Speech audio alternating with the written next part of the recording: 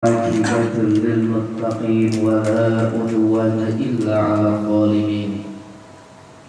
أشهد أن لا إله إلا الله وحده لا شريك له وأشهد أن محمدا عبده ورسوله لا نبي بعده. اللهم صل وسلم على سيدنا محمد وعلى آله وصحبه أجمعين. Amma ba'du. Yang saya hormati dan yang saya muliakan seluruh jamaah yang hadir pada kesempatan yang berbahagia ini.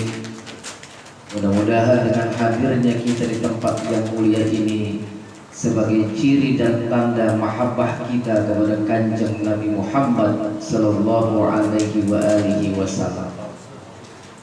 Pertama sekali senantiasa kita ucapkan rasa syukur kita kepada Allah Subhanahu wa taala, yang mana dengan nikmat inilah kita semua bisa hadir dalam kesempatan yang berbahagia ini dalam keadaan sehat walafiat, tidak kurang suatu apapun, dan mudah-mudahan hadirnya kita di sini semua mendapatkan keberkahan dari Allah Subhanahu wa taala. Amin.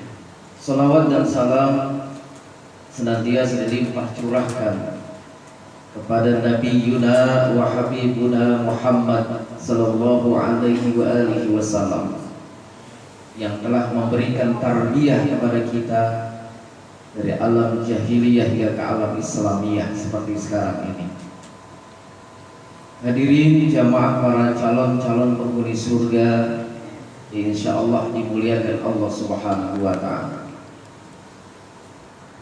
Ketika kita bicara tentang baginda Rasulullah sallallahu alaihi wasallam,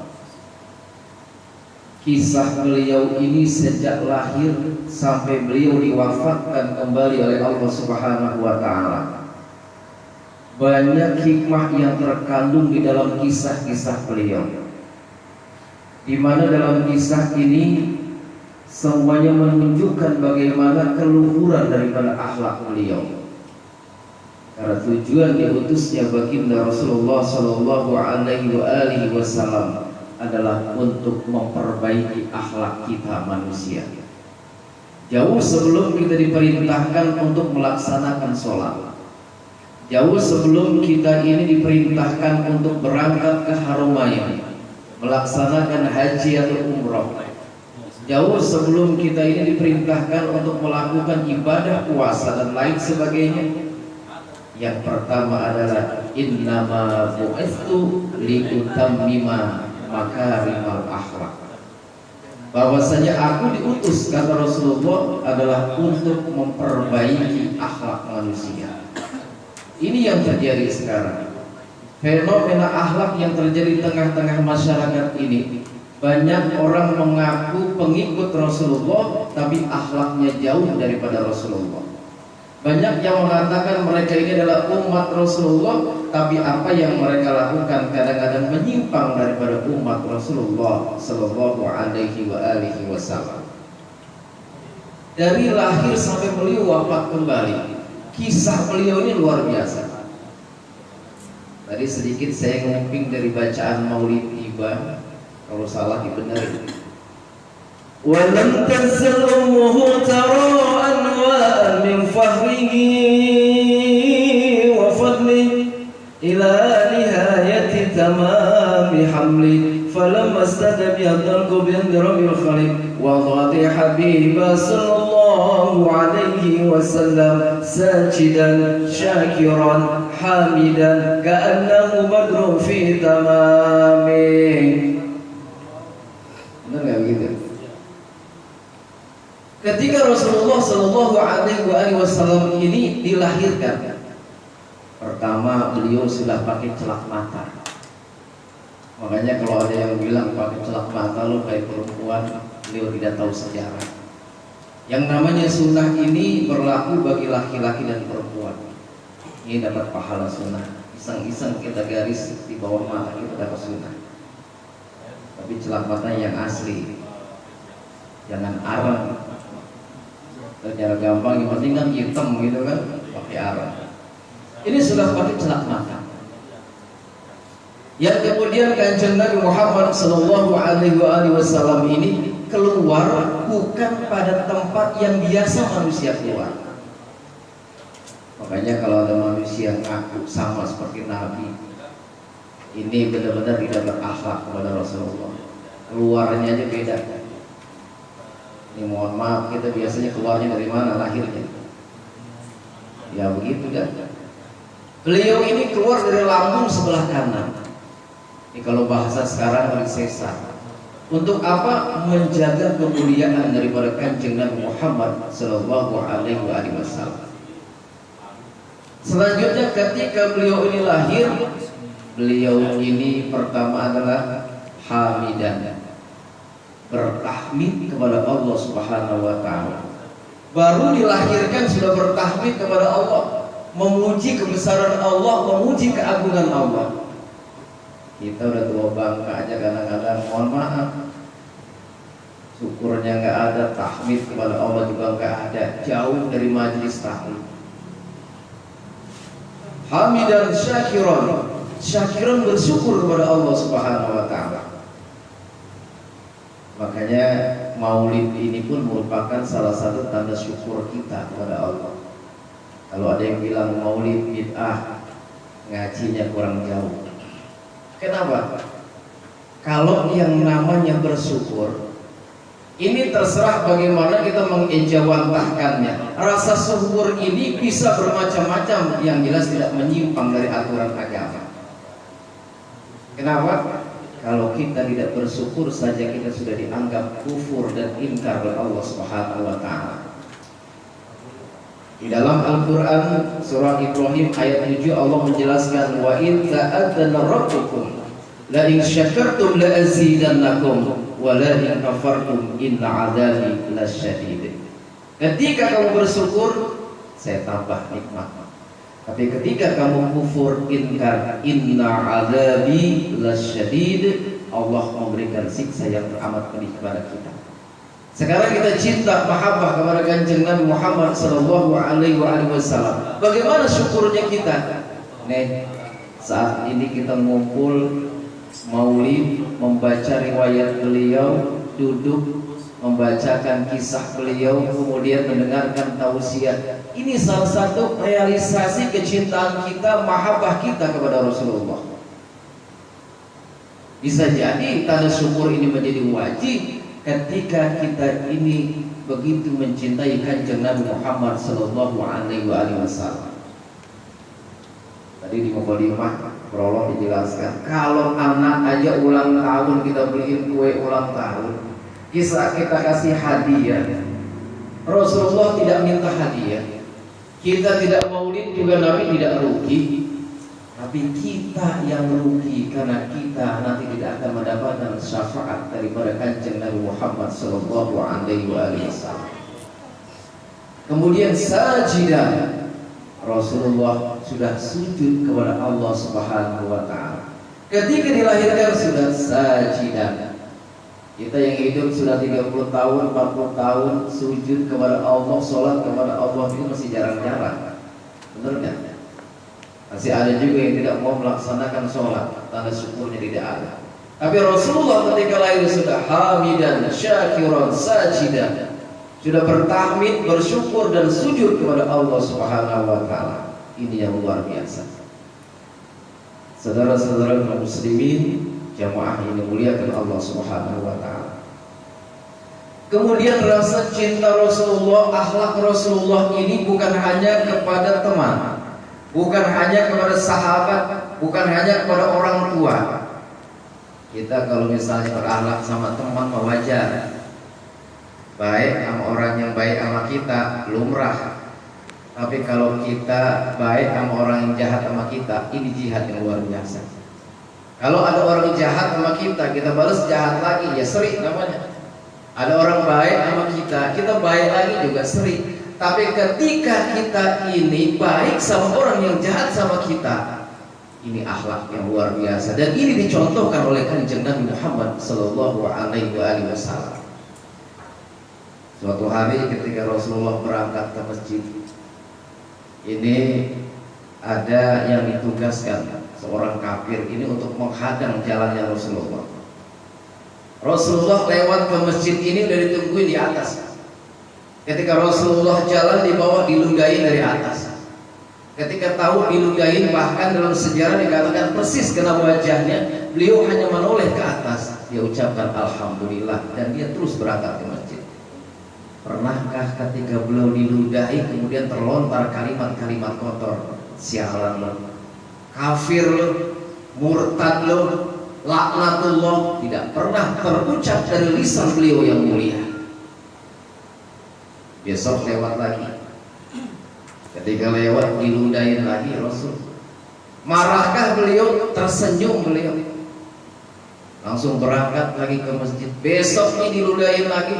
Sampai ketika beliau lewat ini, dia nengok nggak ada yang ludahin. Kata Nabi, bingung ini mana langganan yang biasanya ngeludahin saya. Dia cari-cari, ternyata orang yang ngeludahin ini dalam keadaan sakit. Rasulullah dari masjid pulang ke rumah, ngambil persediaan, dia bawa kurma dan air zam-zam. Dia berangkat, dia cari alamat orang yang biasa ngeludahin dia. Ketika ketemu, assalamualaikum, kaget di dalam. Siapa? Saya siapa? Muhammad. Muhammad yang mana? Muhammad bin Abdullah yang biasa ente ludahin. Takut di dalam. Bayangin Pak, kalau kita misalnya habis dolimin orang, kita sakit didatengin, kaget nggak kira-kira? Ketika itu Rasulullah menjenguk dengan kalimat dan bahasa yang santun, disuapkan kurma, diminumkan air zam-zam.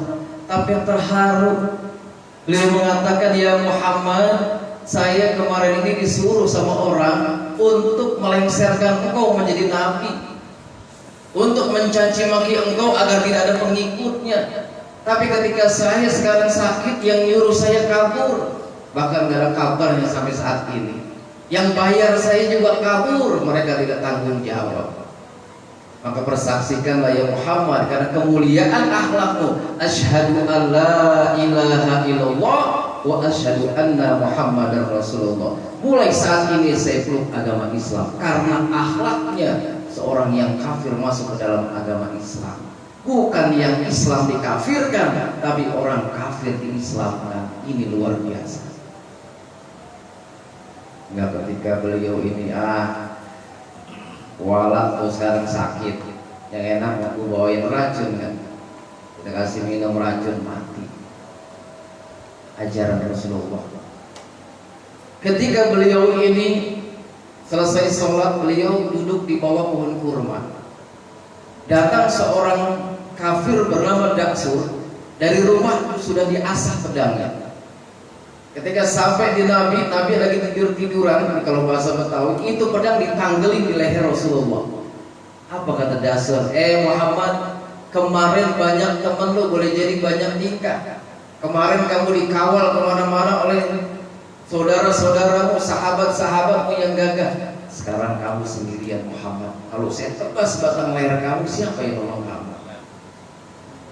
Rasulullah tersenyum dengan ancaman ini. Beliau menjawab, Allah yang akan menolong saya. Ternyata kalimat Allah apabila diucapkan oleh orang yang bersih, oleh orang yang jiwanya lapang, pengaruhnya luar biasa. Ketika disebut kalimat Allah, gemetar Daksur seluruh tubuhnya. Keringat dingin bercucuran, tangan nyelincin dan pedang pun terlepas. Ketika pedang ini terlepas, Rasulullah angkat pedang ini sambil berkata, Daksur, sekarang pedang ada di tangan saya. Andai saya tepas batang lehermu Daksur, siapa yang tolong kamu? Kata Daksur, enggak ada ya Rasul, kecuali kalau mau Anda memaafkan saya. Kata Daksur, baik, saya maafkan engkau. Jangan ulangi perbuatan ini lagi. Saya maafkan, silahkan pulang. Kalau kita begitu, diancam mau dibunuh, pedangnya jatuh di depan kita, pedang ada di tangan kita, yang enak kan kita putusin lehernya. Benar gak? Itu kita. Rasulullah diancam dibunuh sampai nyawanya mau hilang, orang minta maaf dimaafkan. Jadi kadang-kadang kita, orang lagi diem, kita kata-katain. Orang lagi diem, kita hina-hina, kita bikin hoax dan lain sebagainya. Ajaran siapa? bukan ajaran daripada Kanjeng Nabi Muhammad sallallahu alaihi wasallam. Orang tidak sejalan kita kafirkan, orang tidak sejalan kita perangi. Nauzubillahi tsumma naudzubillah. Saudara-saudara muslimin yang dimuliakan Allah Subhanahu wa taala, ini keluhuran daripada akhlak Kanjeng Nabi Muhammad sallallahu alaihi wasallam. Kemudian akhlak ini lihat di dalam surah Al-Ahzab ayat 21, ketika Allah Subhanahu wa taala menjelaskan laqad kana lakum fi rasulillahi uswatun hasanah. Sungguh di dalam jiwa Rasulullah ini terdapat suri tauladan yang baik, akhlak yang luar biasa. Ternyata diwariskan juga akhlak beliau ini kepada para sahabat. Dulu Rasulullah ini rutin berangkat ke pinggiran kota, alun-alun kota Madinah, itu membawa roti. Rasulullah ini berangkat pagi, siang, dan sore. Beliau datang ke alun-alun kota Madinah ini hanya untuk menyuapi seorang pengemis buta, dan pengemis ini bukan beragama Islam tapi seorang Yahudi. Datang Rasulullah, dia suapin untuk pengemis. Ketika disuapin pengemis ini, pengemis itu berkata, Muhammad itu tukang sihir, Muhammad itu bukan nabi dan bukan rasul, jangan diikuti karena beliau adalah seorang tukang sihir. Lenyapkan Muhammad, kalau bisa bunuh Muhammad. Kalau kita lagi nyuapin orang, kita kata gitu, yang enak kan kita pelintir malahnya. Rasulullah setiap hari, pagi, siang, sore, sampai beliau meninggal baru selesai. Dan sampai si budak tidak tahu siapa yang nyuapin beliau setiap hari. Ketika Rasulullah wafat, Sayyidina Abu Bakar As-Siddiq nanya sama anak Aisyah, kira-kira ada nggak sunnah Nabi yang belum saya jalankan? Kata Aisyah, ada abah. Rasulullah itu suka pergi pagi, siang, dan sore bawa perbekalan makanan. Beliau ini mendatangi seorang pengemis Yahudi yang bermata buta. Baik, ceritanya mau nyontok nih. Berangkat Abu Bakar As-Siddiq bawa perbekalan makanan. Beliau datang ke kota, alun-alun kota Madinah. Dia cari orang yang buta yang dimaksudkan oleh Aisyah ini. Begitu dia mau suapin, orang buta ini berteriak, bunuh Muhammad, Muhammad cuma tukang sihir, habiskan keluarganya, jangan diikuti Muhammad. Saking keselnya, itu roti disuruh langsung dimasukin ke dalam mulut secara kasar oleh Abu Bakar As-Siddiq, sampai orang buta kaget. Kata pengemis yang buta ini, pasti Anda bukan yang biasa nyuapin saya. Kata Abu Bakar, lo tahu dari mana kalau bukan yang biasa? Yang biasa orangnya lemah lembut, dia tahu gigi saya udah ompong, dia haluskan makanan itu. Tapi sekarang kasarnya luar biasa, itu jempol masuk semua ke dalam mulut saya. Kata Abu Bakar, kamu tahu siapa orang yang biasa menyuapimu dengan sabar, yang bertahun-tahun menyuapi engkau, sekarang engkau pun tidak kelaparan? Orang yang biasa menyuapi beliau, menyuapi engkau, beliau adalah Kanjeng Nabi Muhammad sallallahu alaihi wasallam. Dan ketahuilah, orang yang menyuapi engkau dengan sabar, dengan akhlak yang mulia, beliau sudah dipanggil oleh Allah Subhanahu wa taala. Nangis seorang pengemis buta ini. Ya Allah, ternyata orang yang sedang saya hina, orang yang saya caci maki, orang yang saya anggap sesat dan lain sebagainya, ternyata beliaulah yang punya kasih sayang, nyuapin saya pagi, siang, sampai malam, sampai saya ini hidup karena diberi makan oleh beliau dengan kasih sayang. Ternyata beliau adalah Muhammad sallallahu alaihi wasallam. Wahai Sayyidina Abu Bakar As-Siddiq, persaksikanlah pada saat ini, asyhadu an la ilaha illallah wa asyhadu anna Muhammadar Rasulullah. Masuk Islam karena akhlak. Ini persis ketika Wali Songo datang ke tanah Jawa, beliau tidak frontal. Ketika banyak candi, banyak tempat-tempat agama yang lain, tidak kemudian langsung dirubah segalanya. Kemudian orang-orang yang ada di Indonesia dikafirkan, tidak. Mereka mengadopsi dari akhlak Kanjeng Nabi Muhammad sallallahu alaihi wasallam. Ketika datang ke Pulau Jawa tidak langsung, tidak boleh menggunakan kalimat sembahyang, harus sholat, tidak. Mereka tetap menggunakan kalimat sembahyang. Yang penting tetap sholatnya benar. Mau namanya mau sembahyang, dia mau apa? Kemudian ada surau, ada langgar, ada musola, ada tajuk di Nusantara. Bahkan ketika Panderplas dan Snokorogronya mau cari ustadz di tanah Jawa, mau cari masjid di tanah Jawa nggak ketemu. Coba bayangin kalau di Jawa itu kan kiai, kalau di tanah Sunda ajengam, kalau misalnya di daerah mana lagi beda-beda lah namanya. Walaupun di tanah Jawa yang disebut kiai itu bukan hanya orang alim, keris juga namanya kiai, ada kiai Kebo Slamet juga dan lain sebagainya. Jadi orang yang dihormati. Kemudian cari masjid kita nyebutnya langgar, surau dan lain sebagainya. Padahal maaf kalau kita ke Mekah, ke Madinah, pernah nggak kita nemu ada musola? Nggak ada. Sekecil apapun masjid namanya. Inilah ketika Islam datang ke Nusantara, membawa simbol-simbol akhlak daripada kanjeng Nabi Muhammad sallallahu alaihi wasallam. Ketika Wali Songo datang ke tanah Jawa, Kanjeng Sunan Kalijogo ini berdakwah dengan budaya, berdakwah kemudian tidak meninggalkan adat istiadat yang ada, tetapi memasukkan unsur Islam di dalamnya. Kanjeng Sunan Kalijogo hafal Al-Quran, banyak hafal hadis, tapi ketika dakwah tidak ujuk-ujuk pakai dalil, tidak ujuk-ujuk dia baca Al-Quran dan Al-Hadis, tapi yang keluar apa? Yang keluar rumek soing wengi, gundul-gundul pacul, lir, ilir dan lain sebagainya. Kenapa? Karena dia tahu masyarakat Jawa pada saat itu belum paham tentang arti agama. Dan sampai saat ini pun orang menyebut masjid aja masih banyak yang masih alhamdulillah, masih alhamdulillah dan lain sebagainya. Hirobil ngalamin, gak apa-apa daripada gak ngalamin kan, mendingan ngalamin juga. Itu akhlak daripada kanjeng Nabi Muhammad sallallahu alaihi wasallam. Ketika Rasulullah berdakwah, seperti yang dikatakan, laqad kana lakum fi Rasulillahi uswatun hasanah. Ketika beliau ini merupakan uswah bagi kita, sebagai contoh bagi kita, maka ketika kita memusuhi orang yang tidak sejalan dengan kita, ketika kita mengkafirkan orang-orang yang tidak sepaham dengan kita, adakah dalam sejarah, dalam sirah nabawiyah ketika Rasulullah memusuhi orang-orang yang tidak sepaham dengan beliau? Tapi kenyataannya di dalam kehidupan kita, kita orang Islam mengaku umat Rasulullah, tapi kadang-kadang kita mencaci maki bukan hanya orang yang beda dengan kita, satu agama kita caci maki. Nauzubillahi tsumma nauzubillah. Saudara-saudara kaum muslimin, zumratul mukminin rahimakumullah. Ketika kita memperingati Maulid, di sini ada sejarah.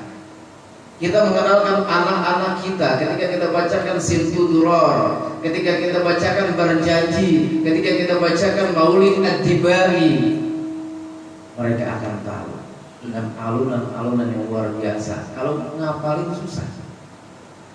Coba kayak tadi dibacakan Inna Fatahna dengan gaya Ad-Dibari.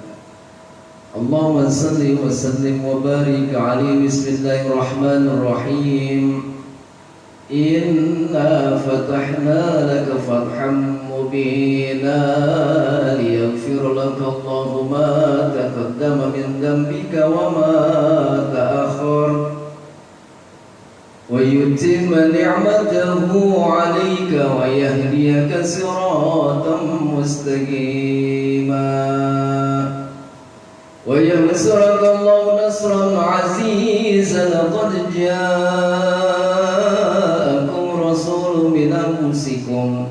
azizun alaihi ma'anidum harisun alaikum bil mu'minina raufur rahim.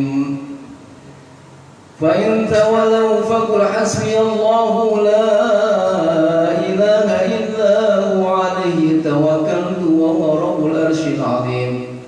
Inna Allaha wa malaikatahu yusalluna Nabi Ya ayyuhalladzina amanu sallu alaihi wa sallimu taslima Allahumma salli wa sallim wa barik alaihi wa alihi. Luar biasa.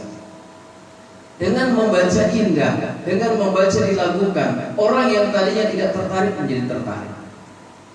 Allahumma salli wa sallim wa barik alaihi. Bismillahirrahmanirrahim.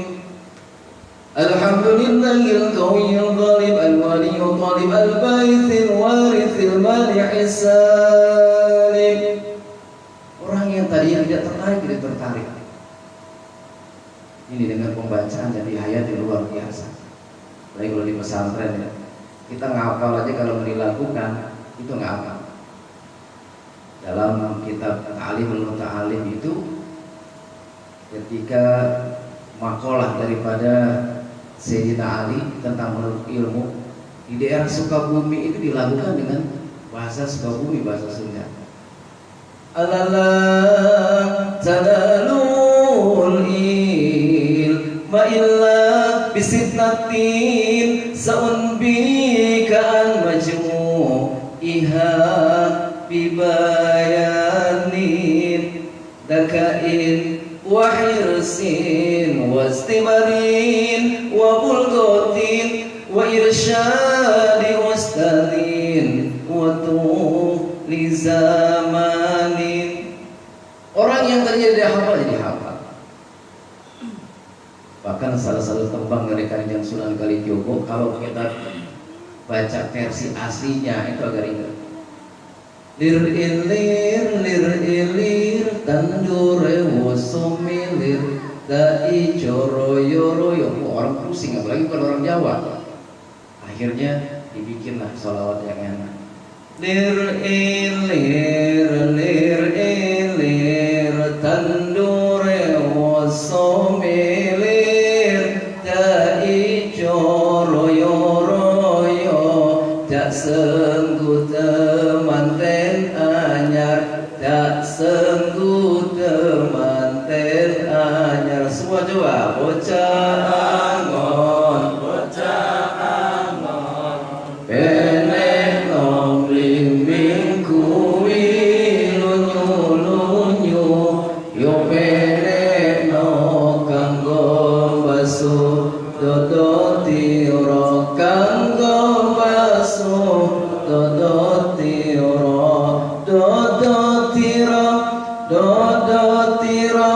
kumitir betail pinggir dondomono cuma tono kanggo sebo mengko sore mumpung padang mumpung jembar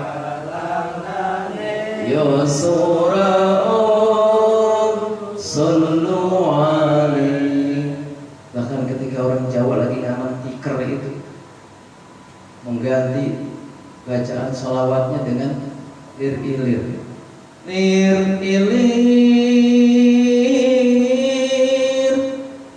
tandure usumilir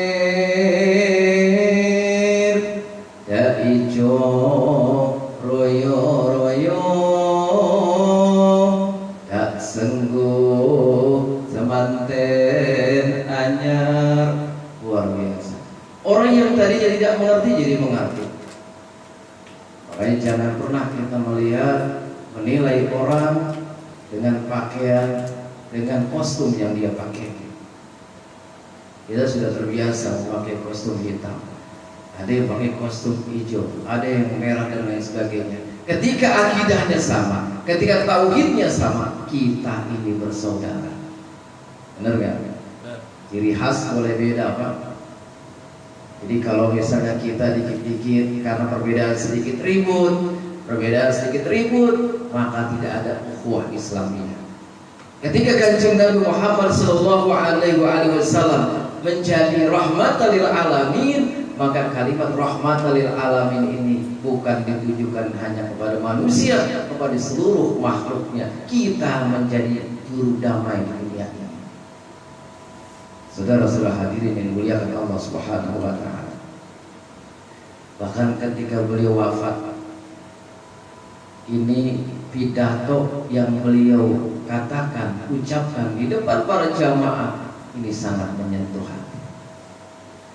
Ketika itu tepatnya tanggal 12 Rabiul Awal, hari Senin, persis dengan hari kelahiran.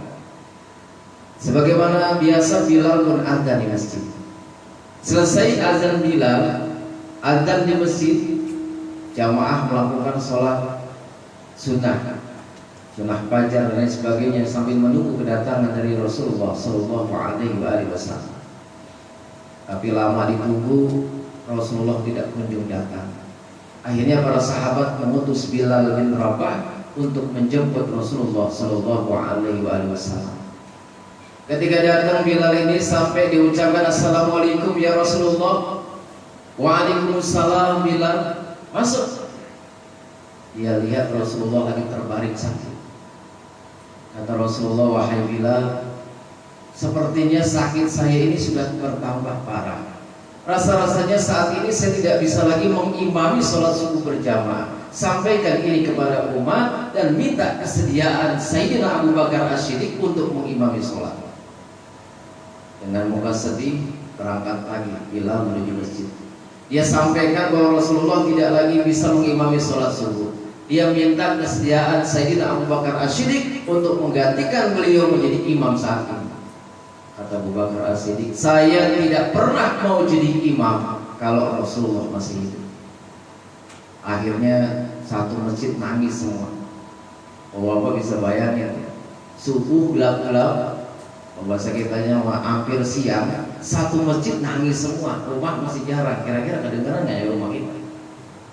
Jadi ada nangis berjamaah namanya. Sampai tangisnya ini terdengar sama Rasulullah. Rasulullah berkata kepada putrinya Fatimah, coba kamu lihat, kenapa orang di masjid semuanya nangis? Ketika ditanya, wahai Abah, ya Rasulullah, ya Habibullah, mereka semuanya nangis karena sedih bahwa saat berpisah sudah hampir datang. Baik kalau begitu, panggil Bilal. Bilal datang ke rumah Rasulullah, menjemput Rasulullah, memapah Rasulullah sampai ke masjid. Sampai di masjid, beliau langsung mengimami sholat subuh berjamaah. Sholatnya ringkas karena beliau sedang sakit. Dan beliau pun mengajarkan kepada kita, kalau kita sholat jadi imam, jangan lama-lama. Kadang-kadang kita kalau jadi imam suka overacting juga. Yang makmum mertua di belakang. Surah pertama sholat subuh 2 rakaat, surah pertama surah Al-Baqarah. Rakaat kedua selesai Fatihah surah Yasin.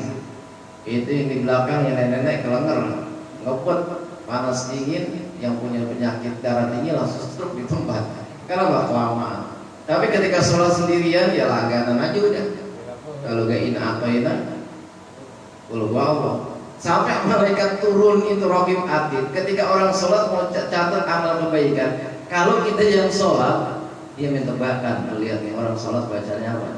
Kalau nggak qul huwallahu ina atau ina, begitu kita baca qul, nah itu kan beneran bacanya udah ketebak kita. Selesai sholat beliau berpidato, wahai para sahabat, sebentar lagi saat berpisah akan datang.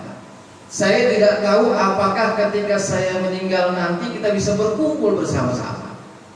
Maka oleh karena itu, kalau saya pernah salah saat kita hidup bersama-sama, saya pernah mukul tanpa alasan yang benar, pukul saya sekarang. Kalau saya pernah ambil tanah tanpa alasan yang hak, ambil tanahnya sekarang. Tuntut saya sekarang. Pemimpin mana aneh begitu, udah lengser jadi wali kota. Kalau saya selama jadi wali kota, ada yang tanahnya saya gusur, ambil lagi sekarang. Kalau ada yang dulu proyeknya saya berecokin, silakan tuntut saya sekarang. Ada nggak begitu? Ada. Ini seorang pemimpin luar biasa. Semuanya nangis dan semuanya sedih. Muncul seorang sahabat angkat tangan, namanya Sawat. Saya ya Rasul. Kenapa? Pada saat engkau ingin pecut unta dalam sebuah peperangan, Tuhan tidak tahu di belakang unta itu ada saya. Saya kena pecut. Terus saya menuntut balas karena saya kena pecut Tuhan. Yang lain sahabat pada kesal semua. Baik kalau begitu. Kata Rasulullah, Sayyidina Umar, tolong ambilkan cambuk. Ini Sayyidina Umar sambil bawa cambuk, kalau bahasa kitanya sahabat, tidak perlu Rasulullah yang kamu cambuk, buat halangin aja lah, kamu cambuk saya. Kata Rasulullah, tidak Umar, apakah kamu mau menanggung dosa saya? Biar dia cambuk saya, biar dia puas. Ketika cambuk sudah di tangan sahabat ini, dia ngomong lagi, ya Rasul, ada apa lagi? Saat saya kena cambuk Tuhan, posisi saya lagi tidak pakai baju, saya lagi telanjang dada. Jadi gimana? Tuhan buka baju Tuhan, biar sakitnya sama seperti apa yang saya rasakan. Rasulullah membuka bajunya. Ketika bajunya dibuka ini, sahabat melempar cambuk sejauh-jauhnya. Beliau merangkul badan Rasulullah, mendekap Rasulullah, menciumi Rasulullah. Sampai sahabat yang lain bingung, ini maksudnya apa? Ketika selesai memeluk Rasulullah ini, sahabat berkata, ya Rasul, saya tahu sebentar lagi kita akan berpisah. Saya nggak tahu kalau kita ini nanti bisa kumpul lagi. Iya, kalau saya masuk surga. Kalau saya masuk neraka mungkin tidak lagi ketemu dengan Engkau ya Rasul. Andai pun saya masuk surga, tentu kelasnya beda dengan Tuhan. Maka sebelum saya berpisah dengan Tuhan, saya kepengen kulit badan saya yang hina ini bersentuhan dengan kulit badan Tuhan yang mulia. Kalau saya nggak akal-akalin begini, nggak bisa saya meluk Tuhan dalam keadaan telanjang dada. Ternyata ini yang dimaui oleh sahabat. Saking terharunya Rasulullah berkata, siapa yang kepengen lihat penduduk surga, lihatlah sahabat ini, karena beliau sangat mencintai saya. Luar biasa. Saudara-saudara muslimin wa sumratul mukminin rahimakumullah. Hidup beliau sampai menjelang ajal, beliau mencintai kita umatnya. Cuma kita kadang-kadang yang cintai ini kalau bahasa sekarang mencuek aja. Bener nggak? Rasulullah cinta, kita cuek. Ketika kita baca sholawat pun kadang-kadang ogah. Hadir ke majlis taklim, kebanyakan ngirim. Ada kayak nggak ngirim. Gatel nggak majlis taklim, mau ngirim aja dah. Karena ngajinya pakai arisan. Ada juga udah datang duluan dah, aku nyusul belakangan. Mana-mana nyusul ke belakangan, nggak ada depan. Tapi sampai 3 lebaran haji nggak nyusul, nggak nyusul ke warung kopi atau majlis. Banyak seperti itu. Bahkan ketika kita ini mengaku cinta, bukan cuma seaku-akunya. Sekarang kan kita mengucapkan cinta itu ringan, I love you, kan gitu. Kalau bahasa Jermannya I love you, aku cinta kamu, aku tresno karo kowe, abdi boboh ka anjen. Tapi merealisasikan, mengejawantahkan rasa cinta itu bukan hanya bilisan. Cinta sama Nabi, cinta. Udah berbuat apa buat dakwah Islam ini? Ya, saya mengikuti musim aja lah. Maksudnya ngulik-ngulik. Lagi demo, ikut demo. Lagi orang cinta Rasul, saya ngikut. Ke NU ngikut, kemana-mana ngikut, kan begitu. Sama ketika orang bicara, saya cinta kepada NU, itu cukup dengan kalimat kata-kata. Tidak cukup kita mengatakan saya orang NU, nih amaliyah saya NU, kunutan, tahlilan, rojaban, tahlilan, ziarah kubur. Tidak cukup. Menjadi seorang NU selain amaliyah juga harokah, ikroh dan girohnya harus mencerminkan seorang yang Nahdlatul Ulama atau Ahlus Sunnah wal Jamaah an-Nahdliyah. Begitu nggak kira-kira? Kita harus konsisten. Ketika kita ngikut Kanjeng Nabi Muhammad SAW, kita ada di wadah NU ini, jaga persatuan. Jangan menghina orang yang beda dengan kita. Jangan menghina orang yang lain agama dengan kita. Karena Allah menciptakan, ya ayyuhan nas, inna khalaqnakum min dzakari wa untha wa ja'alnakum shu'uban wa qabaila lita'arafu, inna akramakum 'indallahi atqakum. Kita disebut saja dipanggil dengan kalimat an-nas karena ini sifatnya umum. Ya ayyuhan nas, wahai manusia. Siapa manusia? Semua yang merasa manusia. Inna khalaqnakum, sesungguhnya aku telah menciptakan kamu min dzakari wa unsa, dari seorang laki-laki dan perempuan. Kemudian bersuku-suku, berbangsa-bangsa. Bukan yang mulia yang punya jabatan, yang mulia bukan yang jubahnya panjang, yang mulia bukan yang imamahnya gede, yang mulia bukan yang tasbihnya panjang, bukan yang punya jabatan, bukan yang hartanya banyak. Siapa yang mulia? Inna akramakum 'indallahi atqakum. Yang menarik kalimat inna di sini dimulai dengan harfu taukid. Sesungguhnya benar-benar Allah dengan kalimat inna. Kemudian kalimat akramakum menggunakan isim tafdhil, bukan sekedar mulia tapi yang paling mulia, akrama. Atqakum juga menggunakan isim tafdhil, yang paling mulia adalah yang paling bertakwa di sisi Allah Subhanahu wa taala. Mudah-mudahan kecintaan kita, mahabbah kita kepada Kanjeng Nabi Muhammad sallallahu alaihi wasallam direalisasikan di dalam hidup dan kehidupan kita di dunia ini. Mudah-mudahan bermanfaat dan mudah-mudahan kita semua mendapatkan keberkahan dari Allah Subhanahu wa taala. Akhirul kalam, saya Al-Fakir Jubah Ireng, Ketua Les Bumi PCN Kota Bekasi undur diri. Hasbunallah wa ni'mal wakil. Wallahul muwaffiq ila aqwamit thoriq. Wassalamualaikum warahmatullahi wabarakatuh. Kita baca doa, mudah-mudahan kita mendapatkan keberkahan dari Allah Subhanahu wa taala. A'udzu billahi minasyaitonir rajim. Bismillahirrahmanirrahim. Alhamdulillahi rabbil alamin. Hamdan syakirin, hamdan ta'imin, hamdan yafi kafi'u mazidah. Ya Rabbana lakal hamdu kama yanbaghi lil jalali wajhikal karim wa 'azimi sultanik. Allahumma shalli ala sayyidina Muhammad wa ala ali sayyidina Muhammad.